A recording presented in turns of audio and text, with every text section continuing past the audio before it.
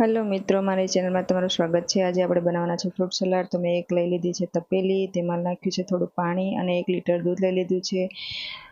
દૂધ તપેલી હારે ચોંટે ને એટલે મેં થોડું પાણી નાખ્યું છે અને પછી મેં લઈ લીધો છે કસ્ટર્ડ પાવડર 2 ચમચી અને તેમાં મેં ઠંડુ દૂધ નાખી દીધું છે અને 2 મિક્સ કરી લીધું છે। મિક્સ કરીને આપણે હવે ઉકળતા દૂધમાં ખાંડ નાખી દેવાની છે। તમને જેટલું ગળું પસંદ હોય તેટલું તમે ખાંડ નાખી શકો છો અને પછી આપણે જે કસ્ટર્ડ પાવડર ઠંડા દૂધમાં ઉકાળ્યો તો તે મિશ્રણ આપણે દૂધમાં નાખી દેવાનું છે અને દૂધને પછી પાછું ફરીથી ઉકાળી લેવાનું છે અને પછી આપણે તેને ઠંડુ થવા દઈને ફ્રીજમાં ઠંડુ કરવા રાખી દેવાનું છે। પછી મેં આ બાજુ બધા ડ્રાયફ્રૂટ અને ફ્રૂટ બધા કટિંગ કરી લીધા છે અને આપણું ફ્રૂટ સલાડ ઠંડુ થઈ ગયું છે તો આપણે બધું અંદર મિક્સ કરી લેવાનું છે।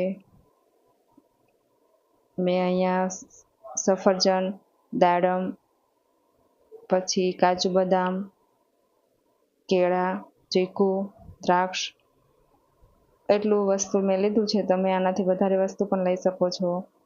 તો મારો વિડીયો સારો લાગ્યો હોય તો લાઈક, શેર અને સબસ્ક્રાઈબ કરી દેજો। મારો વિડીયો ક્યાંથી જોવો છો તે પણ મને કોમેન્ટ કરીને કહેજો। ફરી મળીશું આવતા વિડીયોમાં। Bye bye.